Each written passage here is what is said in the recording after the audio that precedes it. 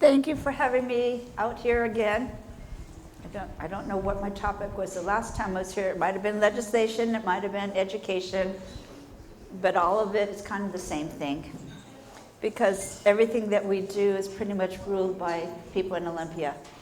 So my name is Sharon Hanek. Like many of you, I got started because I had a family and I wanted to know what was going on in the schools. So I started going to talk to other people, going to the schools and finding out a lot of what was happening in the schools in the early 90s was that there was a change going on how they delivered education. So then I started going to Olympia. But I want to say that God has a time for every one of us. And so when I first started getting interested, I was just meeting other people, occasionally going to the meeting, but I had 3 small kids. And then I started to really going to Olympia when my oldest child, my daughter, got a driver's license. Why is that important? Because I had 3 kids in private schools and I was the school bus. So when my daughter learned to drive, she could pick her brothers up and bring them home. And that meant I didn't have to be home at 3 o'clock every day and I could go to Olympia. Also during that time, you have other things happening. I had a mother that had something very similar to Lou Gehrig's disease, and we decided to care for her at home.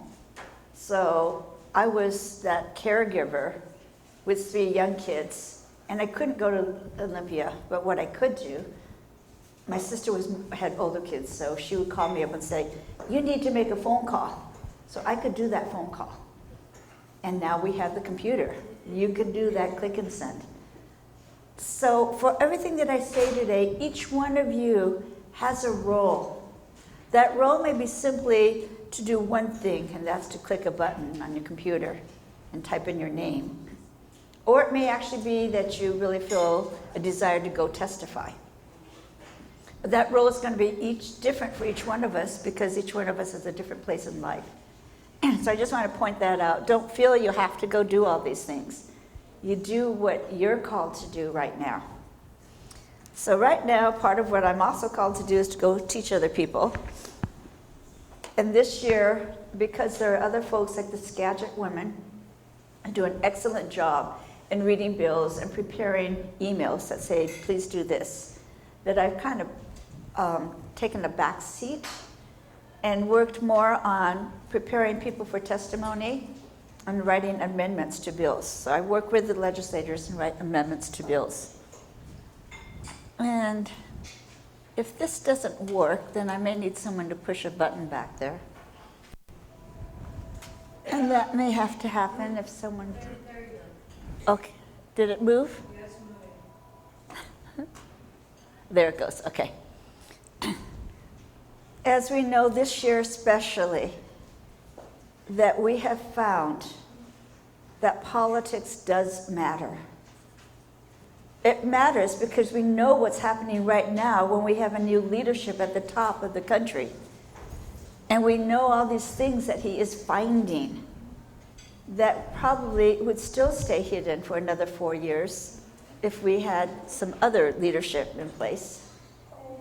And we know that policy matters because agendas matter and because laws create those policies and agenda. Unfortunately, we do live in this blue state of Washington, probably the only state that didn't move a little bit red. Some people say, oh, but you did move 1/12 or 1% of this, there's different ways. 2 more precincts went red than, but really, when I look at what's happening in Olympia, and I see, it's not courage, but I see the group thought that's going on in there without any care for opposition because they don't have to care.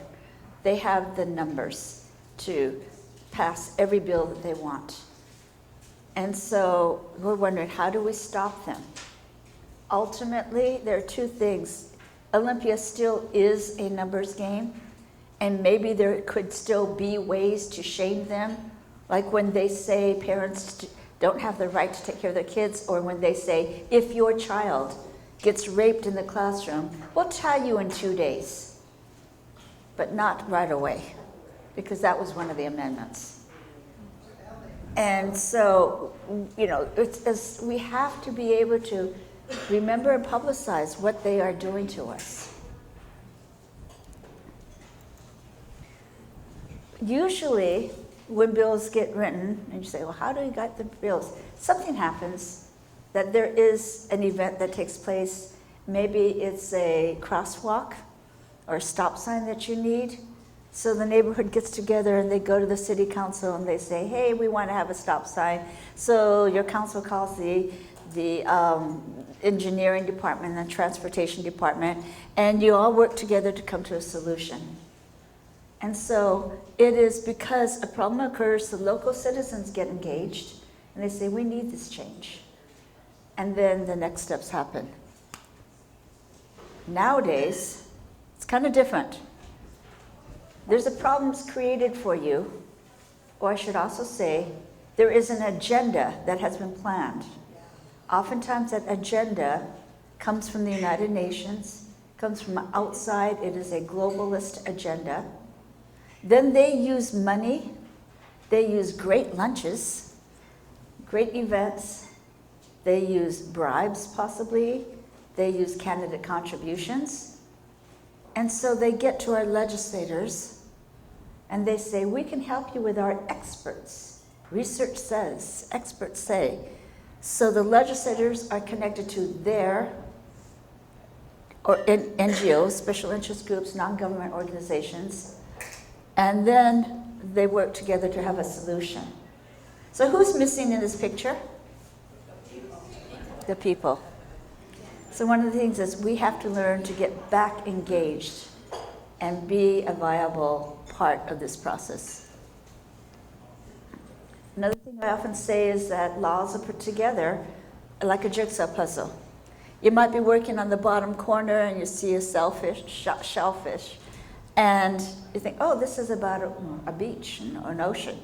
But then let's say that on the top corner there was the sunshine in the sky, and maybe you can see a mountain. And say, oh no, this is about a mountain and skies and birds. But when you put the whole picture together, it can be a different animal than what each part of it was like. And that's how you can see a part of the picture. And I'm going to go back years and talk about Department of Early Learning. One part of the picture says, oh, we want everyone to be licensed. Now we have no strings attached to the license. We just want to know who's running daycares. Then another law says, we want to have licenses that have tons of strings attached, but it's voluntary. If you don't want that, you don't have to get licensed. Those two laws are humming along separately, but they both pass. So all of a sudden at the end of session, you have this law, and we have what we have today, a daycare situation that requires licenses and tons of regulations. Because the right hand doesn't know what the left hand is doing, or I take that back. We don't see what the right hand and the left hand is doing, but somebody knows. And oftentimes it could not just be one part of the bill and another part. It could be the Senate has a bill and the House has a bill. And when they come together, they create a different animal than what they are separately. And oftentimes, when you're getting 3,000 bills coming through the Senate and the House in any 2-year period of time, you don't always get to see what the full picture could look like. You're in your committee, you're focusing on what you are an expert on, but you don't know that this other bill is coming down the line the other way. So another thing we can do is when we find these connections, just alert our legislators. So we have a bill on daycare right now, and it says that every daycare provider, that there will be a child care workforce board for every child care provider. And that workforce board is going to regulate how you work, your conditions of work.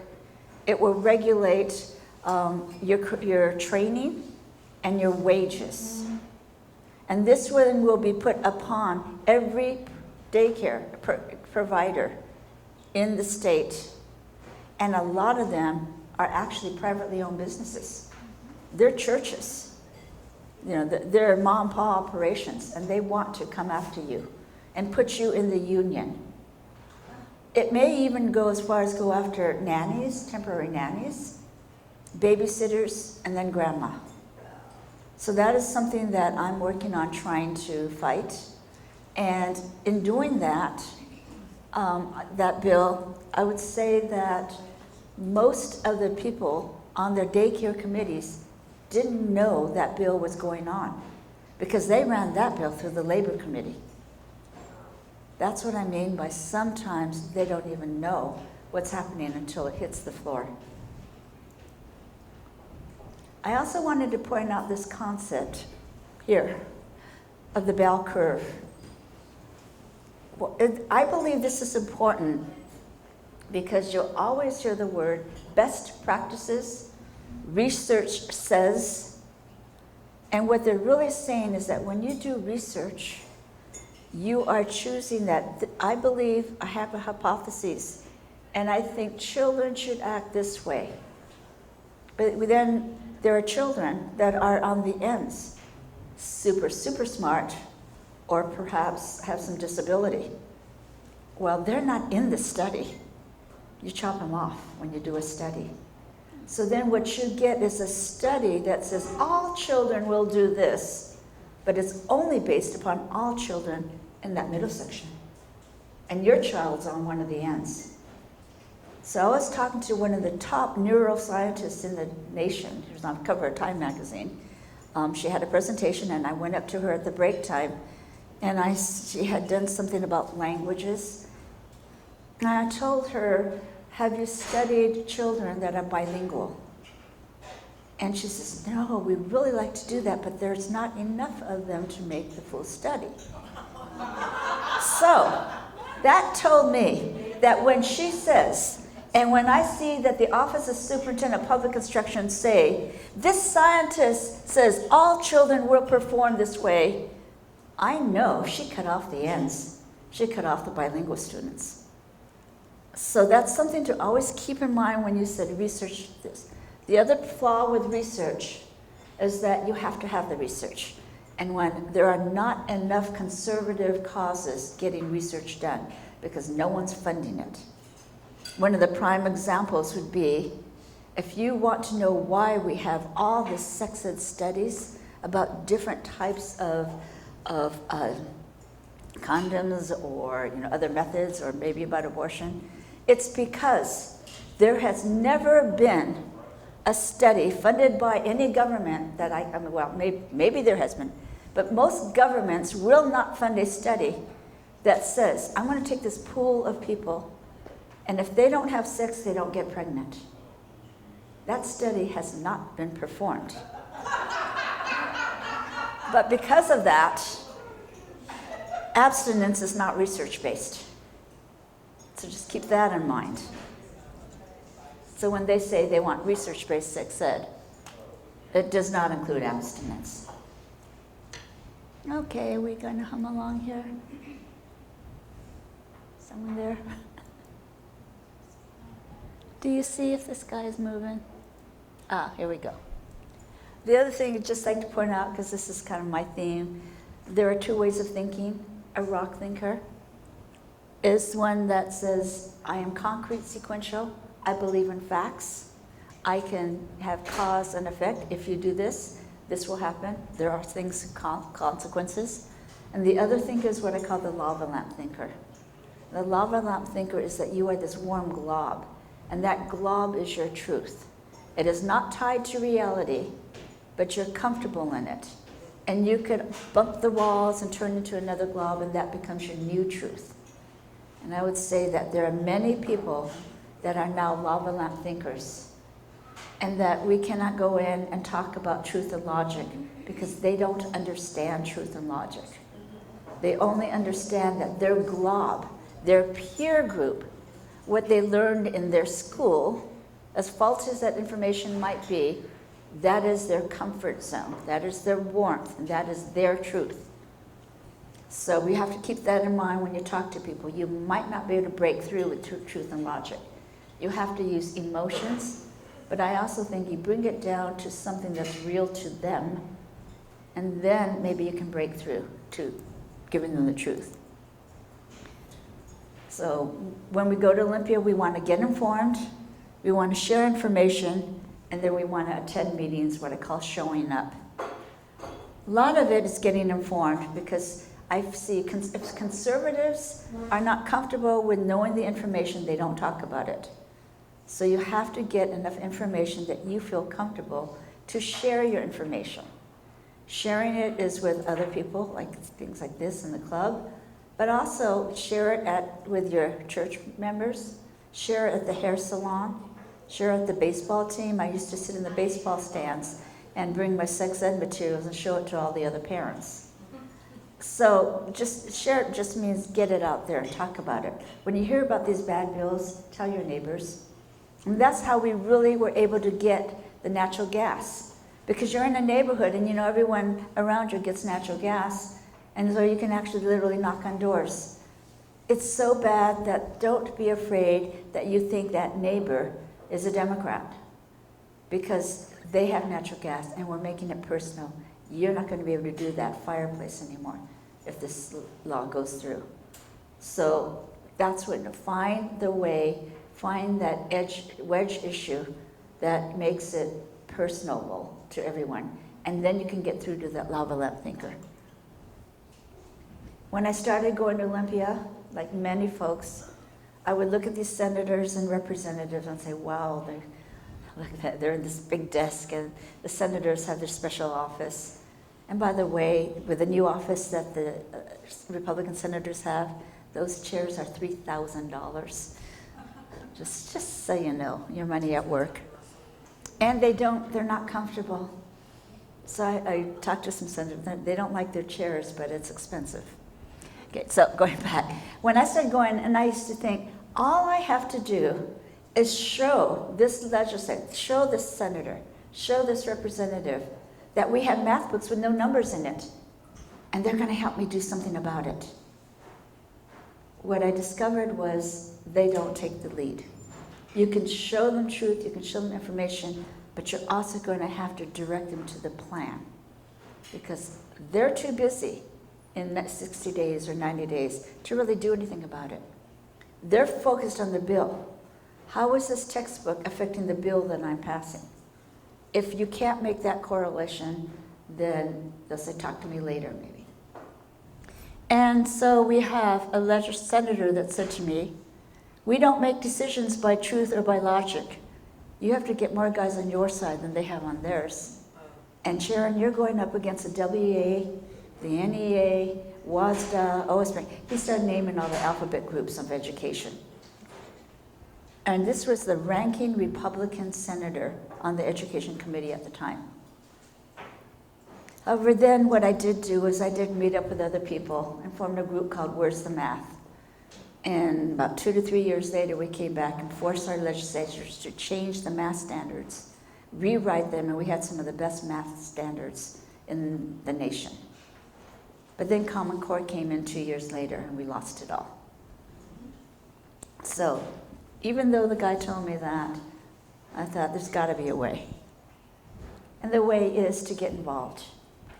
And by this map is just to say, if you do go down to Olympia and you want to go to a hearing, the hearings are all in the O'Brien building and the Sherberg building.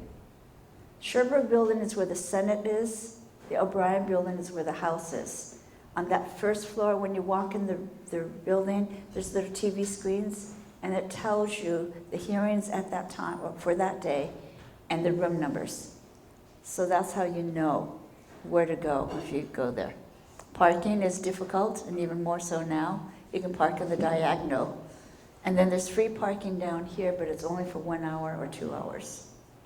And so you got to watch your time on those. There's some other parking. Most of it's way over across the street that way. So that kind of gives you some background, and now we're going to get into how a bill becomes a law. I have some handouts. If you did get a handout, there's some on the table back there. When a bill starts, it is what they call dropped into a box and assigned a number. Both the House and the Senate can start bills, And if the bill is started in the House, it starts with the number 1000 and goes as high, it can go as high up to 4999. But most of the bills that start with a 4,000 number, those are ones that are pertaining to the Constitution or maybe some kind of recommendation to Congress. The Senate bills start with 5,000 and they go up, and the 8,000 bill numbers tend to be their version of things that affect the Constitution or recommendations to the Congress. So there's a couple of them. One is they want to change how you vote for levies. That changes the Constitution. So there's 2 bills on that from the House and 2 bills from the Senate on those. They start, and then the first thing is they are assigned to a committee based on their issue. So most of it is, if it's an education bill, it goes to the Education Committee. And then it could have a hearing. Once it has the hearing, that's when we all get engaged. That's when we can go down, we can testify, we can do what they call the one-click, which means you are essentially voting on the bill. So since COVID, they made a little method for you yourself to go vote on the bill. That's what we want to improve. Everybody can do that. Then you can also go down and then to have a hearing in Zoom or going down to Olympia. And then the last item is you can submit written testimony. The key is those things are happening because we're giving information to the committee. Okay? It's not going to everybody, just that committee. So you have a hearing on that committee, and then they can vote it out of committee. There are many bills that get put into a committee, and some of them are going to have hearings. If they don't have a hearing, they're dead. So you're going to find a lot of Republican bills don't even get a hearing. There are a couple of them that will have hearings. Some of it could be just kind of a courtesy. Oh, we're going to let this Republican have a hearing. Travis Couture had a hearing on his bill to do educational savings or something. There's a kind of a voucher program. There's a good election bill hearing coming up tomorrow, but they may not get voted out of committee. So in order to move, you have to have a hearing, and then you get voted out of that committee. After it comes out of that committee, it goes to the next stage where it can be assigned to another committee or go to what's called the Rules Committee. Rules Committee is a holding tank before it gets voted on by all the representatives or all the senators. And the reason why we're doing a lot of work up front is there are 49 senators. It's hard to persuade 49 senators to vote for or against a bill, but it might be much easier to get 7 senators to vote for and against a bill. So the committees are smaller, and that's why we're trying to get on there all the bills when they are at the committee level to try to persuade them one way or the other before it gets out of committee. Once it gets to the full 49 or 98 representatives, it's a little harder to try to get that vote to stop anything or to move anything forward. Once it's voted on by the full committee, the full Senate or full House, and that means the House of Origin, then it crosses over and the process starts again when it crosses over. There is a date. It is March 12th, 2025, that all bills must be voted on if they're going to move. And so that's a date when we kind of breathe a little easier if we see some bad bills that don't make it out of the floor, that they're still in committee or something. And April 27th is when session ends, and that's when we're okay again, we're safe again. When is that end date again, please? 27th.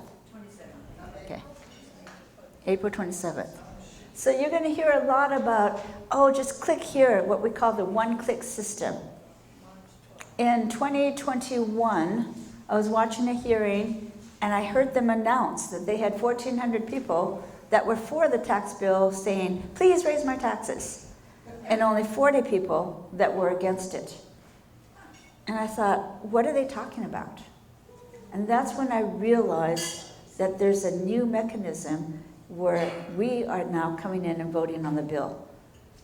I started to send that around to other people and then cut and paste and everything so that it came to a point where you would get an email and all you have to do is click on one button and it takes you straight to the page where you can do your voting. We call that the one-click system.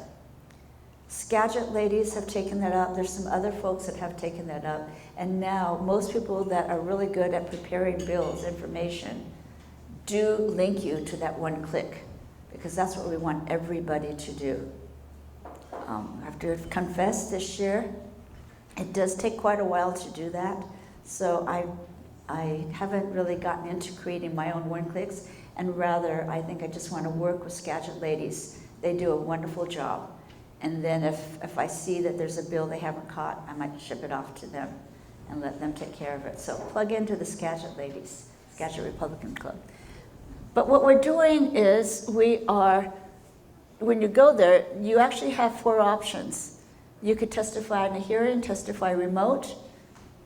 You could have your position noted for the legislative record. That is called the one-click. Or you could submit written testimonies. Sometimes you might get something that says, please click here, and you click and nothing happens. Because the one-click system only works up to 1 hour before the hearing. You can only sign up to testify 1 hour before the hearing. So if you get it, and it's a 1:30 hearing and you're 12:35, that won't work anymore. Then you have 24 hours after a hearing to submit written testimony. So that's why kind of watch the timing and know that. It's not that you've done anything wrong, it's that you're already too late to get into that system, that one-click system. Then you're just putting your name, if you are for or against, pro or con on the bill, and contact information. I would highly suggest that if you have friends that I'm just going to call computer challenged, that you can help them out. I would suggest you get their permission and maybe even get the permission of many, many people that are computer challenged. So when a bill comes, you can help them.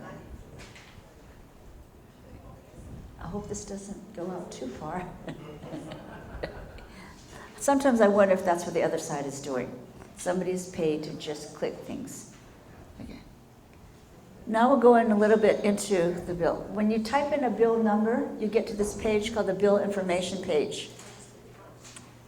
You will see at the top there it says send a comment to your legislators. On the right-hand side, top green bar. Sometimes there's another green bar under that that says you want to testify.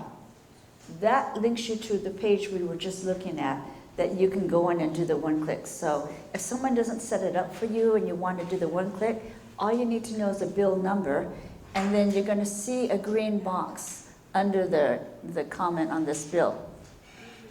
The comment on the bill, that one goes to your 2 representatives and your senator, but it does not go to the committee, so that is the difference. The top one goes to your guys only, and that other one where we're trying to do is communicate with the committee before it gets out of committee. And your member may not be on that committee. They have a little, you can follow the process. This bill is 5181. It is the one that undoes Initiative 2081. This is the one that they want to gut the initiative, and the primary difference is they've taken all references that appear to connect with medical or mental health. So they're trying to say that the medical minor rule overrides the initiative, and therefore if your child is 13 or over, they have the right to make their own health decisions. And that's why they took it out, any references to health out of the bill. And therefore, it all leaves open that parents don't get contacted if you're going to get transine, puberty blockers, all of that, because that's health. When you look it down, you're going to see the journey of the bill. This one started in the Senate, and you know that because, what is the first number of the bill? 5. So it starts in the Senate. It had a hearing.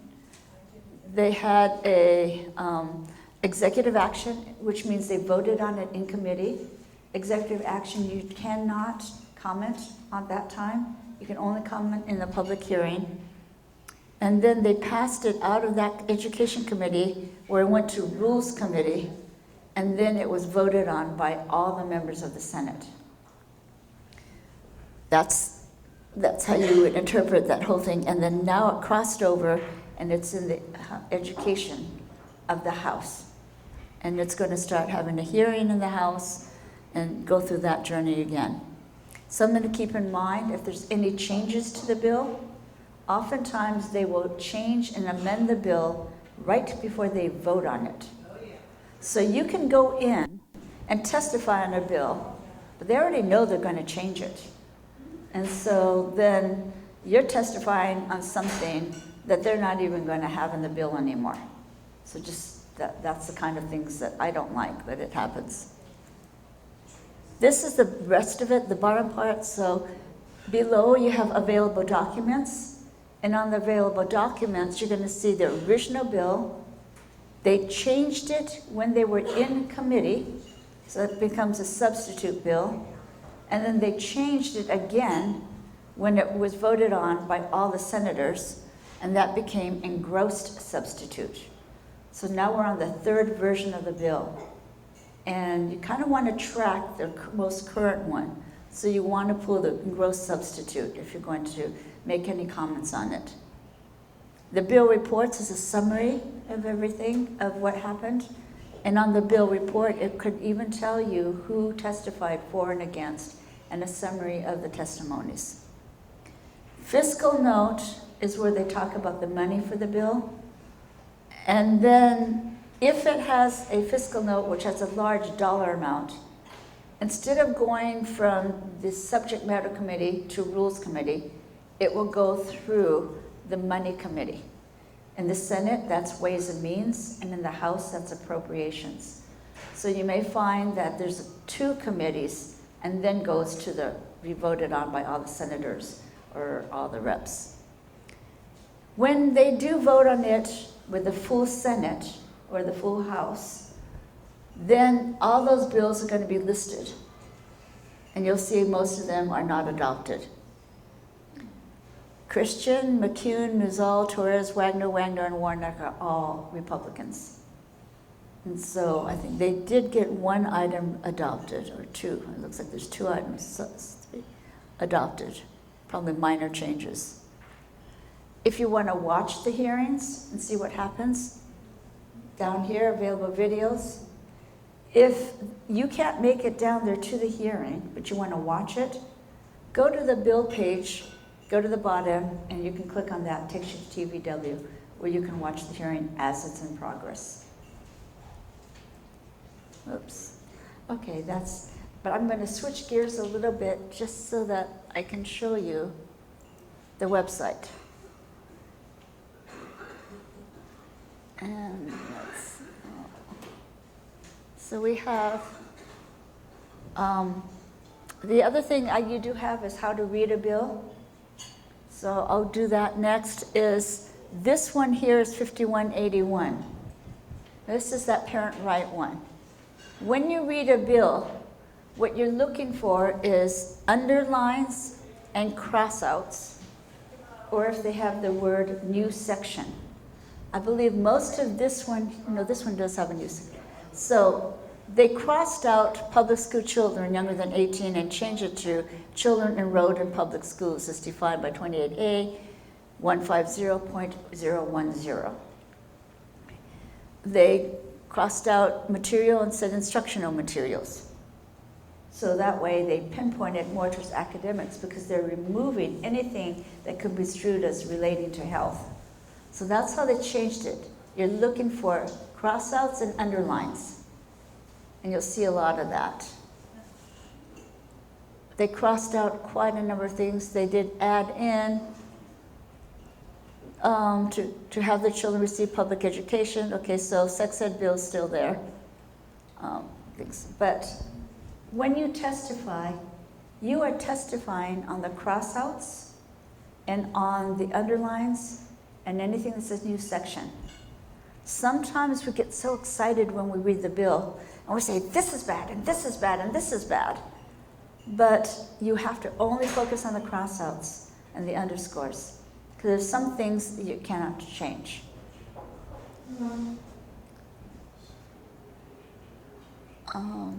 There's another type of bill called the ghost bill. And the ghost bill is a bill that says, this act is relating to revenue and taxation. A ghost bill is often used when they don't want you to know what they're really trying to do, but they have a deadline. So they have to introduce the bill before the deadline.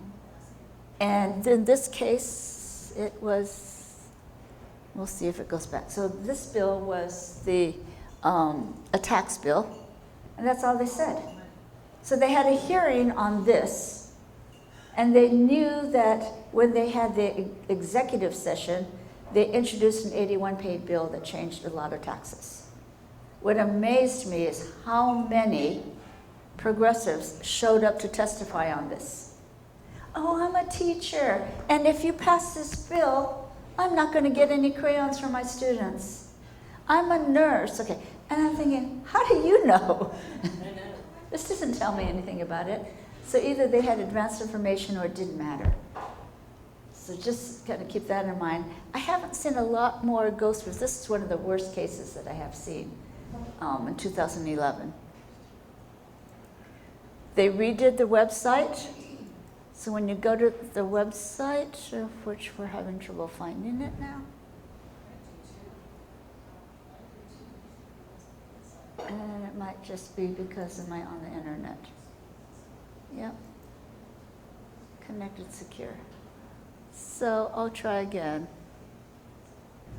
And if that doesn't work, I might just have to explain things to you later. Okay, so right now that does not seem to be working. Sorry, folks. Okay, my guess, it might be that leg.wa.gov crashed again. It crashed for 3 hours last week because my internet's working fine, but we couldn't get into that thing. So it could just be that's what's going on with them right now. And they're having trouble with the new one. But they made it so that towards the top of it, you will see a place for the bill number. That was the main thing, is how to find a bill.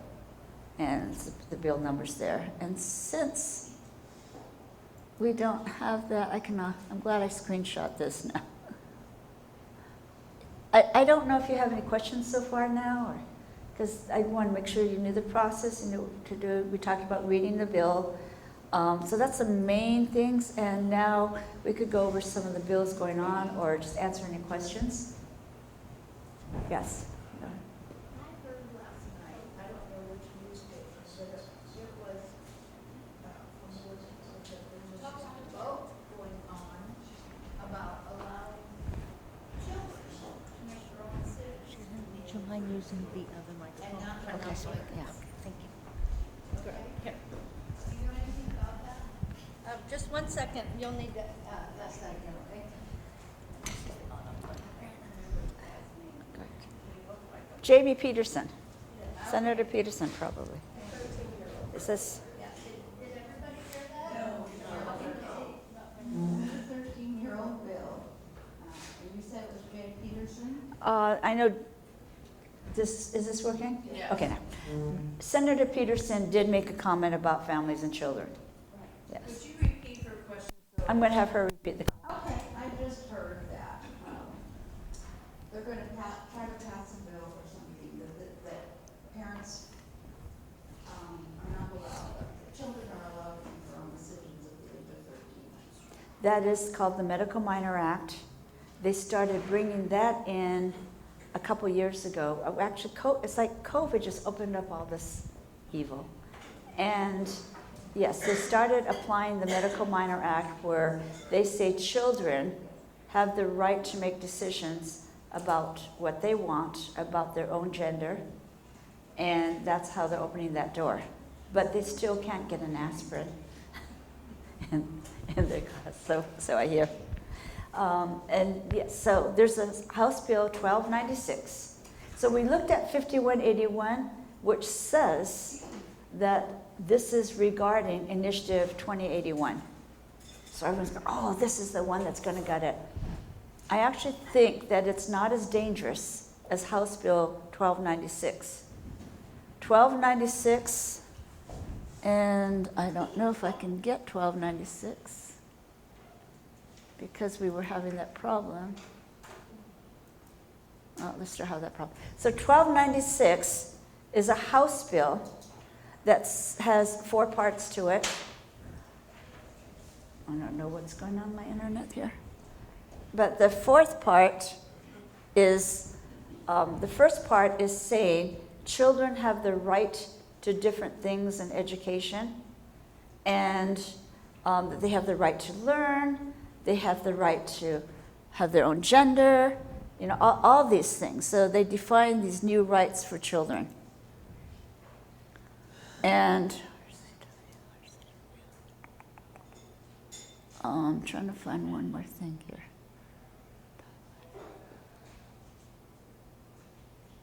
Sorry, they comment. Whoops. Then they set it up that the children have the right to learn about sexuality, to learn about diversity. Okay, that's section 1. Section 2 then will say it is the child that has these rights. Okay, so it emphasizes children. So I think first section is education is about these things. Second section, children have the right to learn these things as defined by section 1. Section 3 is parents have these rights. And section 4 is the teacher's responsibilities. I'm going to start with the teachers. Section 4 says that if a teacher chooses to teach what the state recommends, then they will not get punished in any way.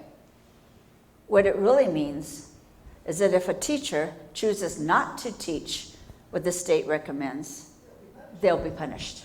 Okay. So that's, and then I started looking at the whole, just one more thing I want to make is, what it does is it lifts the children's rights as number 1. And that a teacher who does not teach OSPI defined things such as gender diversity is a bad teacher because they're not teaching what the children deserve to know. Does that make sense? Children's rights are number 1. Second, teachers, their responsibility is to teach the children their rights. And third, the parents. And it further says this whole concept of Hillary Clinton's for the children. It's about raising the child to be number 1, and they have all these rights apart from their family, apart from their parent. That's what I think is going on with House Bill 1296. And so, furthermore, then they're trying to defend that and say, no, the child has all these rights. The parents don't have the rights. The children have their own values. You have a question? I was going to start out asking a question about if citizens have an idea for a bill, is the process to take that to their elected representative, or can they put that bill in the drop box? But besides that, what you brought up is, if children have rights to these different things, do they have the right to learn how to build a bomb? And does the teacher have the responsibility to teach them how to build a bomb? Do children have the right to be able to break down a gun and put it back together again and actually fire it? And do the teachers have to teach them all that stuff? I mean, the ridiculousness of having 13-year-olds or children teach or require certain things to be taught to them at whatever age is ridiculous. Children mature at different stages. Children cannot actually, shall we say, incorporate certain things in their heads with moral values or anything like that when they're taught this sort of stuff. I'm just very, very upset about it. Well, and you're right on all of that, and children do have all those rights, and they probably would have the right, but making the gun thing, probably not, but most children are taught that guns are evil. If you have a gun sitting on the table, that's going to kill you just sitting by itself on the table, right? So, their value systems are being taught that way. That is what we're dealing with, is we have legislators, but they're picking and choosing which ones, because you have rights to these things, but not these other things. So it's really about ruining the family relationship. And More of a comment. Just to give you an idea of the mentality of the legislators we have working for us right now, if you want to put it that way. A bill has been introduced, and I learned this morning, to allow ex-convicts to teach children in schools. That bill is offered by a legislator who is an Simmons, ex-convict yes. who served time for theft, drugs, and guns. She is from the 23rd Legislative District. She is a state representative. The 23rd LD is here. Just, can we? People in this legislative district voted for this.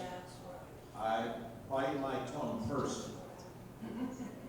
This is the kind of people we've got legislating down there, and you wonder why we get all this madness. I wish we could have This someone is run sick. against her and win. Thank you. She not only does that, she does the whole thing as they have the right to vote. And so that we want to make sure that we have all these voting rights and voter education programs, not just for people in jail, but for people in certain kinds of mental hospitals. And then wait, if you're in mental hospital, that means you shouldn't be voting anyway. So I don't know if we can, that was one thing I wondered, can we get rid of the word mental hospital and take out those the institutions, hospital. But also, how do you like this one? All felons should have the right to vote unless they are a death penalty case. Washington State is not a death penalty state. So what you've done is you said all felons in Washington State are going to be allowed the right to vote. Okay. That's another bill. What she's doing, I think there's another one, sounds like Favier or something. There's another rep, but they're really going to town on all the felons. And they're going to be set free, and they're going to be allowed to run for office, because if you take the words that they have the right to vote, then there's another law that says that to run for school board, you have to be able to be a voter. But gee, if you're a voter and you're in jail, that's okay. So there's so many different things that are being opened right now. A lot of it is by Tara Simmons. Okay. Yes. Hi, Sharon. Thank you for coming to speak to us. Your presentation was really informative. You're so organized, and your slides are fabulous. So, I have two questions for you. Number one, if someone wanted to hear the process of a bill, is there a YouTube? Is there one now, Tina? Is there a YouTube on how to do a process and how a bill becomes a law? I have done some, trying to keep it a shorter version, just on that nuts and bolts, and put it on my Facebook. I did it a few years ago. I haven't done it yet, or if anybody tapes me and that can be used. I don't know. Has Glenn Morgan done anything like that? Because his are pretty short. I've seen some of his, but He doesn't do how a bill becomes a law. Yeah. Okay, So. 1 second. Chris wasn't done. Finish your questions, please, and thank you. And I am asking the order of everybody's hands. I will bring you the microphone, okay? Okay, good. So, Sharon, when it comes to the lava lamp thinker, it's really hard for me to think in those terms unless it's fact. So, could you give me an example of how to communicate with someone that a things by emotion. I mean, do you have an example to give us that might help us do a breakthrough? So a lot of that figure, there's two things that influence them. One is emotions and tears, and the other one is to make your glob bigger than their glob. So if you have something that's perceived as a large glob, like a football player, like somebody famous that takes your cause, that's a big glob in itself, and everyone attaches onto it. And I'm going to say, right now, we have an example of one of the biggest lava lamps I have ever seen in this nation, and his name is Donald Trump. That people, for whatever reason, he has become that glob. And people who just a year ago would have booed him are now standing up, and you've got football players, you've got wrestlers. He's the glob. My worry is if he's not there, can J.D. Vance or can someone else be that glob? So we have to fix the nation's way of thinking that it's not just the glob you're looking at. You're looking at the issues. You're looking at the rest of the package of who votes for those issues. And that's something we have 4 years to fix. Because in a way, that concept, I mean, it's like he goes anywhere, and now he's getting standing ovations, and people are doing that Trump dance and everything. And I looked at that and I thought, that's the lava lamp approach. Since the assassination attempt, he has become the biggest glob in the lava lamp. But that also means it could be artificial. And so we want to make sure it's permanent. But does that kind of help you out? That and then emotions. So when I do a diversity bill, or even when I sit in my children's commission, I always pull the race card. I went to sex. I was born in Japan. My parents and my grandparents would never want this kind of sex education books. Okay, you pull whatever you can. That's the diversity, the BIPOC issues, and the emotional issues, and that's the effect for the lava lamp. You get them in emotions, and I know there's a hand there, but. Well, Chris, thank you so much for being here today. Appreciate it. You talked. Something came to my mind when you were talking about children have rights, teachers have rights, everybody has rights. But anywhere in all that language does it talk about the consequences of the right or the obligation that comes with that right? Because you can drive a car, maybe you know how to drive a car, but in order to drive it, you can't just say you can drive that car. The responsibility is you have to get a license, you have to have insurance, right? So that's the question I have with all the rights they're giving everybody. They're not identifying the obligation or responsibility to support the right. If I did a full education speech, one of the focuses I have is the way you teach mathematics. One of the things that how they teach mathematics is called constructivism, where they have this philosophy where the children can construct their own knowledge, which goes hand in hand with this concept of raising the children. But when you remove, in how you teach math, the concept of correct answers, you're removing the concept of truth and removing the concept of absolutes. So we have now raised a generation of children, and more to come, where they do not understand the concept of cause and effect. Okay, so getting to that. We have a whole society that's trained in public schools and in private schools if the teacher went through public training, where they believe not teaching the correct answer, but allowing the children to develop their own formulas and be able to justify their answer, whether it's right or wrong, has removed their ability to think in terms of cause and effect. And no, there is very minimal concept of cause and effect taught, because you can't have effects if you're going to allow the children to construct their own ability to do whatever activities they want. They're all going to be attorneys, right? Sharon, Yes. I so right. appreciate your standing up Uh-huh. for the conservative way of thinking. However, we are in a democratic state, and we are pounding our heads against the wall because the legislatures have all voted like California. So I'm thinking, what is it we can do? The only thing we can do is vote against these laws.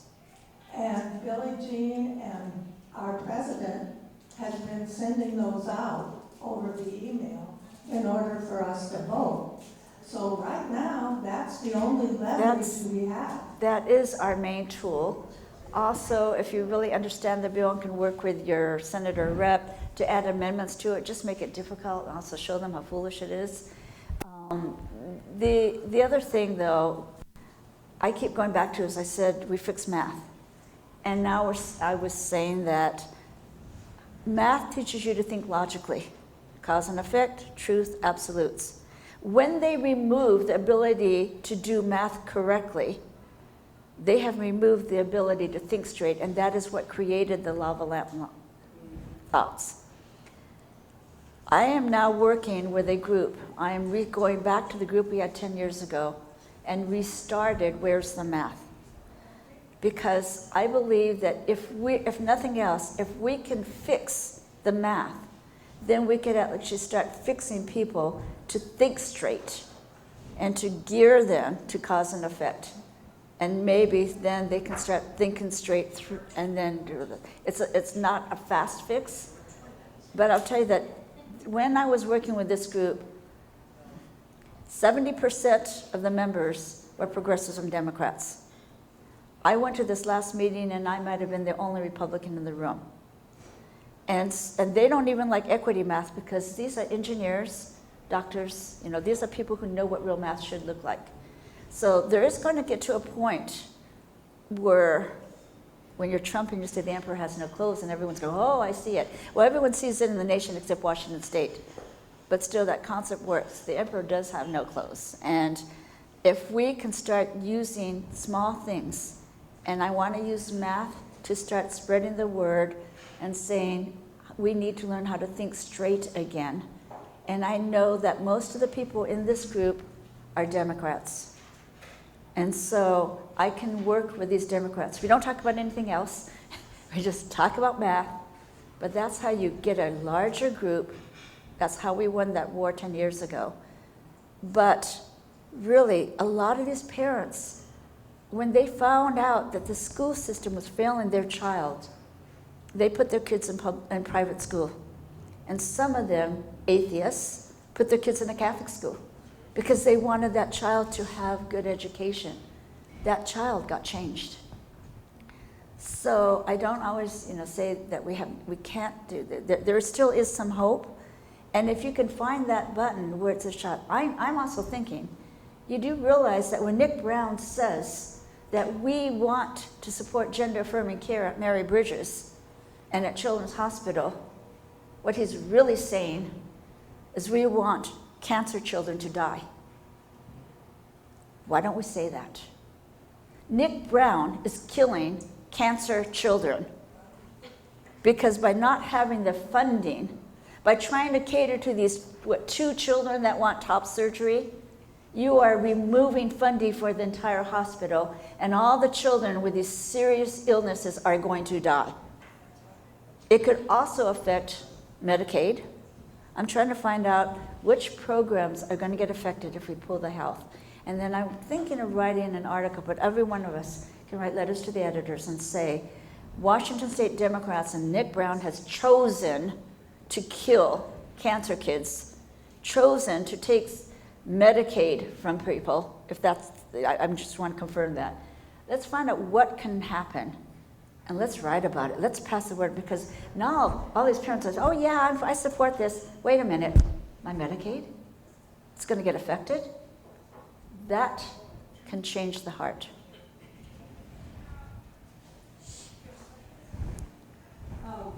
I appreciate so much what you have done with your life and what you are putting out for people.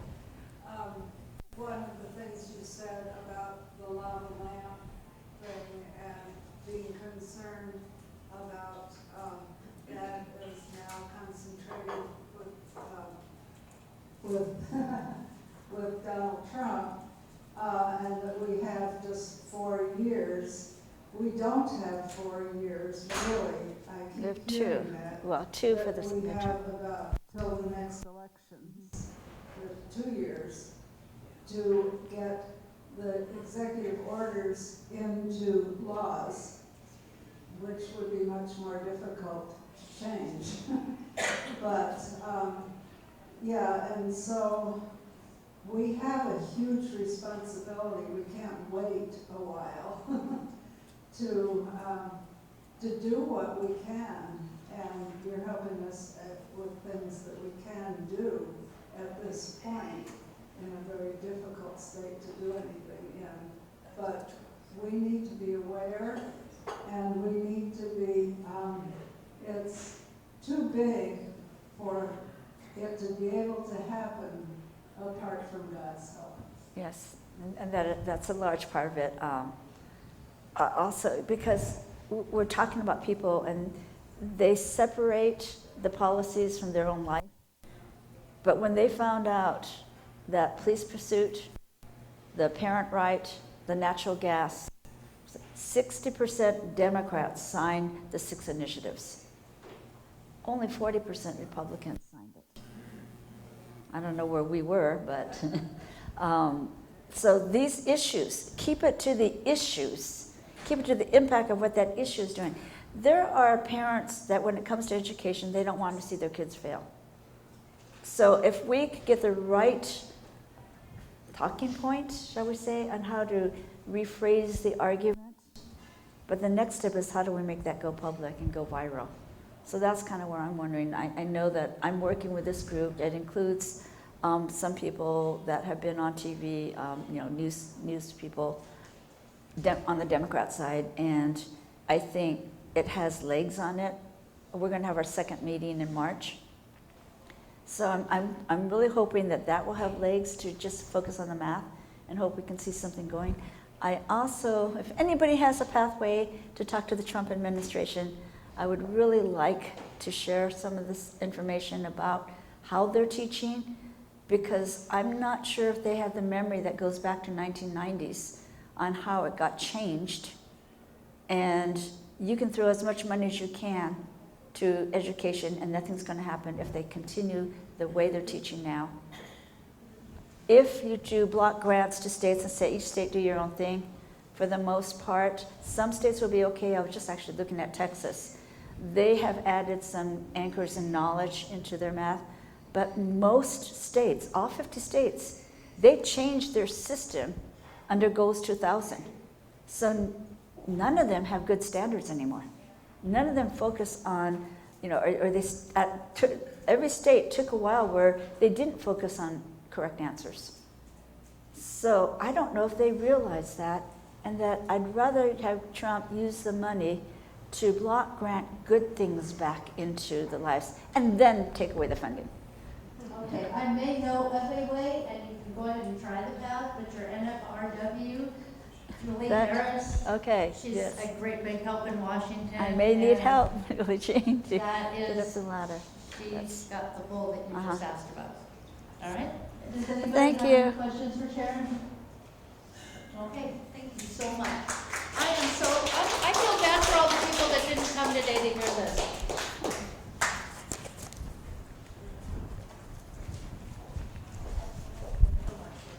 Oh, can I make one more point? I just saw what I had up there. Sorry. I just want to say, you saw how they redefined what public school is, and I just want to point out that public school include any and all institutions. This is this is basically K through 12, having curriculum below the college level that is now or may be established by law and maintained at public expense. And I want to point that out because Travis Couture's voucher law is maintained at public expense. So that's why I'm actually against money going into the state and coming back out because of laws like this. If your homeschool is maintained at public expense, you are under OSPI. Thank you, Sharon. Thank you.